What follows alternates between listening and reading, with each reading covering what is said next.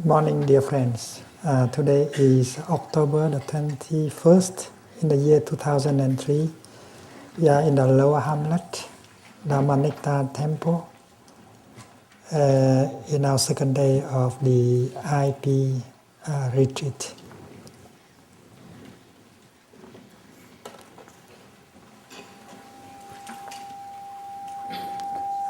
Our intention is not to give you ideas.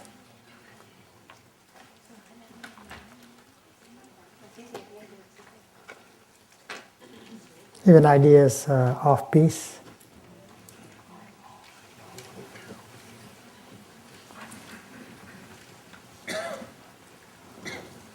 Our intention is to offer you an opportunity to recognize the seed of peace and joy that are already in yourself.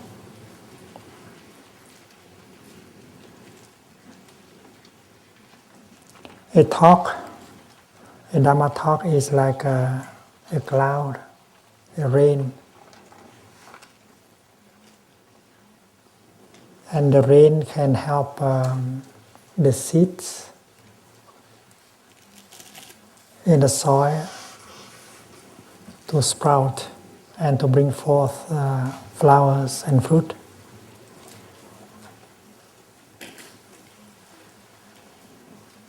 The rain is not the seeds, but the rain can help the seed to sprout and bring forth the flowers of understanding, the flowers of peace, the flowers of joy. And that is why it's not my intention to give you ideas, and it's not your purpose to come here and receive ideas and put it in a notebook.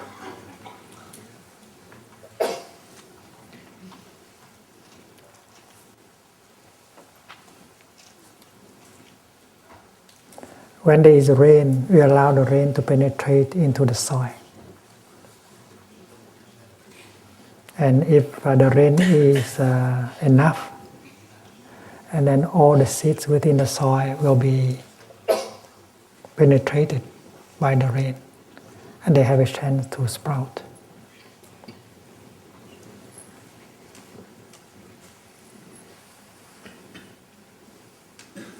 So during a talk like this, we don't need to do anything. We don't need to try to understand, or to try to record what is being said. In a talk like this, you just allow yourself to be penetrated by the rain. And suddenly you find that the seed of understanding, wisdom, and love in you sprouted.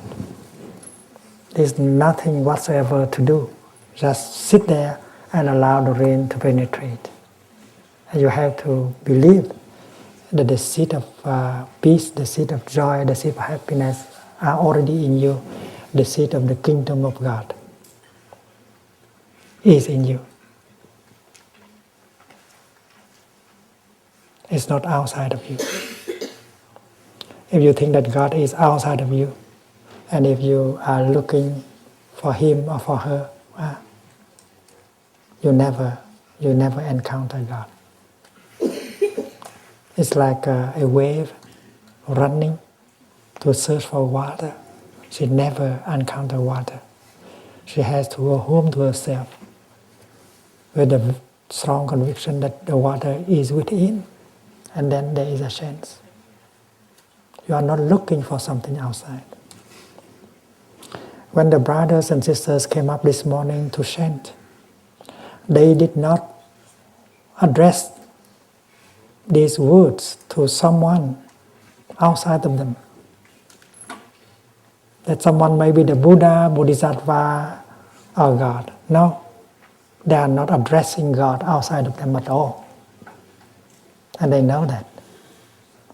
And this chanting is only a kind of rain in order to water the seeds of understanding of peace within themselves.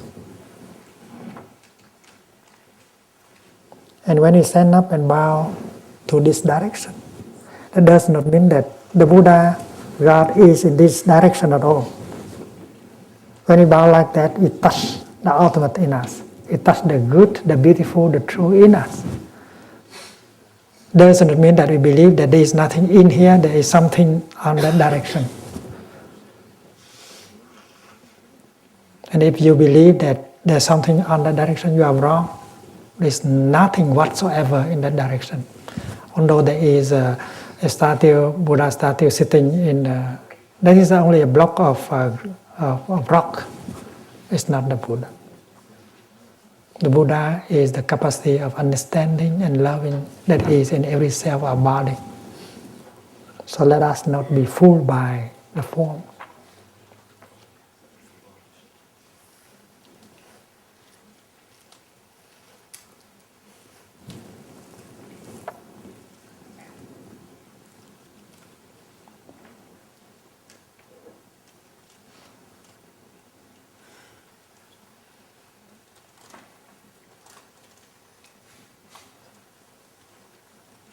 The most precious gift we can offer to the person we love is our energy of understanding and love.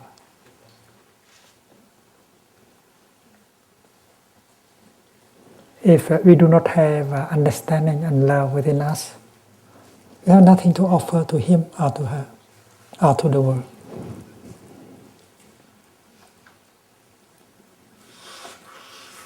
But how to cultivate understanding and love?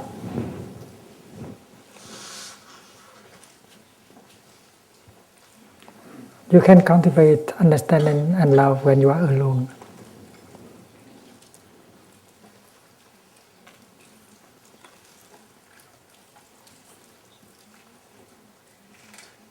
To be alone does not mean that you have to cut yourself off from society and go to a mountain and live in a cave. To live alone means you always are yourself. You do not lose yourself. You sit in the marketplace and yet you can be alone. You never lose yourself. You are always yourself. You are the boss. You are not a victim.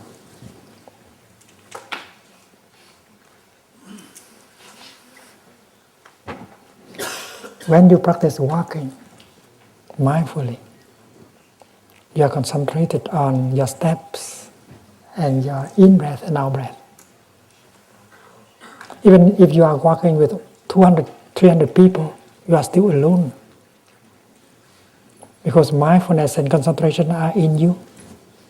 And every breath, every step nourishes you and enriches you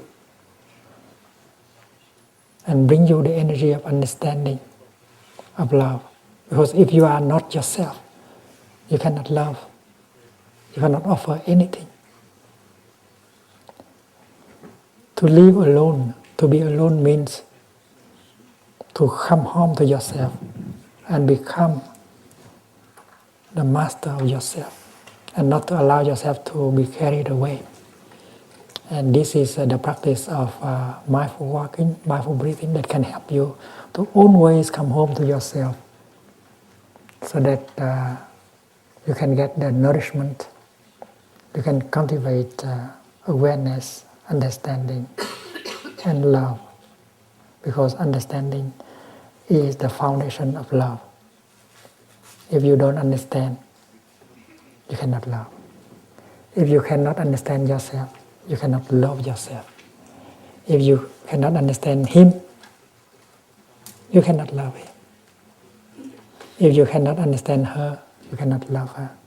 So understanding is the other word for love. Suppose your partner, you don't understand her. You don't understand anything about her. You don't understand her suffering, her difficulties, her deepest aspiration. How can you say that you can love her? And how can you understand her? You have to be yourself. And when you look at her, you begin to see her suffering, to see her difficulties, to see her deepest aspiration. If you are not yourself, how can you listen? How can you see deeply like that? And when understanding is there, love is possible. Love is the water that springs from the source of understanding.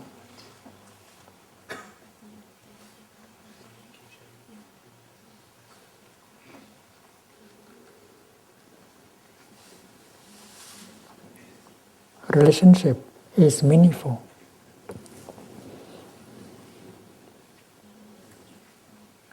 only when each person is himself, is herself. If you are empty, if the other person is empty, you don't have anything to offer to each other. Empty of what? Empty of understanding, empty of love, empty of beauty, empty of truth. And that is why we have to nourish us.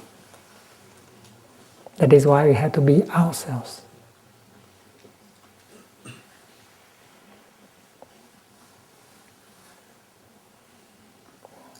Well, when we meet each other, we love to talk to each other.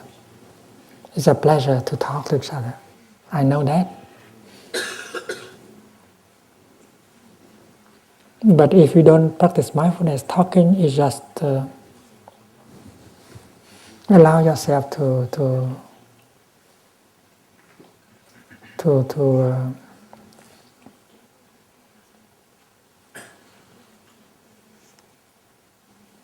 be carried away by the talking.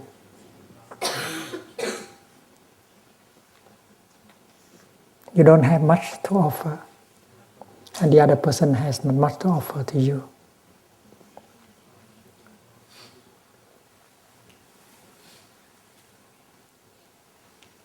Of course, when you have something in you, very precious,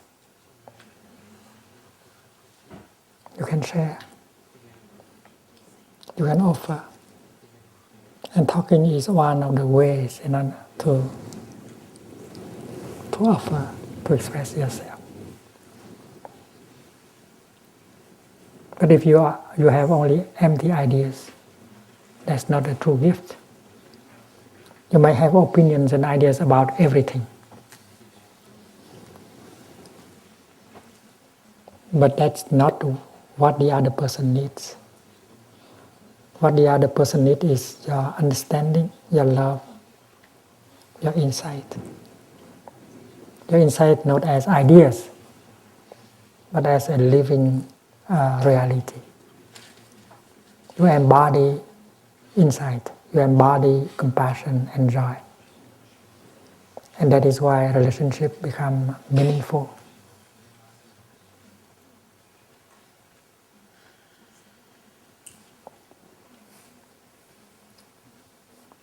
If we know the art of living alone, it means that if we know how to be ourselves, to cultivate in each moment the energy of peace, the energy of understanding, the energy of compassion, and then our relationship will become meaningful. Each of us has to be ourselves in order for the relationship to be meaningful. This is quite simple. And that is why when you have 5 minutes, when you have 10 minutes for yourself,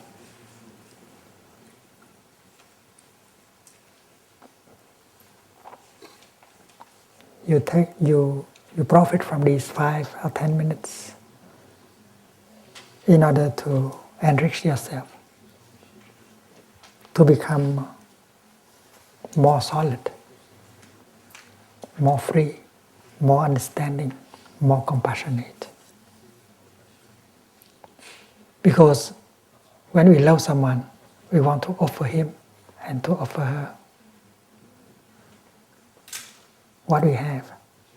And what we have is joy, understanding, compassion. And then the offering is the best thing we can make to our beloved one. We should ask ourselves, what can I offer her? What can I offer him? Do I have much to offer? If you want to have something to offer, cultivate it. And you cultivate it by being alone, working alone, cultivating alone. And the practice of mindful breathing, mindful walking can help you to come home to yourself and begin to get the energy of joy, of peace. Imagine a tree standing out there. Because the tree is always standing there, it continues to get the nutrition from the earth, the water, the minerals, and so on. With that kind of input, she can nourish her branch, her leaves, she can make flowers, she can make leaves, and so on. And she has so many things to offer to the world. And if we move the tree around, the root of the tree will have no chance to get in touch with the soil. And the root of the trees cannot get the nutriment that she needs in order to make flowers and fruit. We are like a tree. If you not know to go home to us,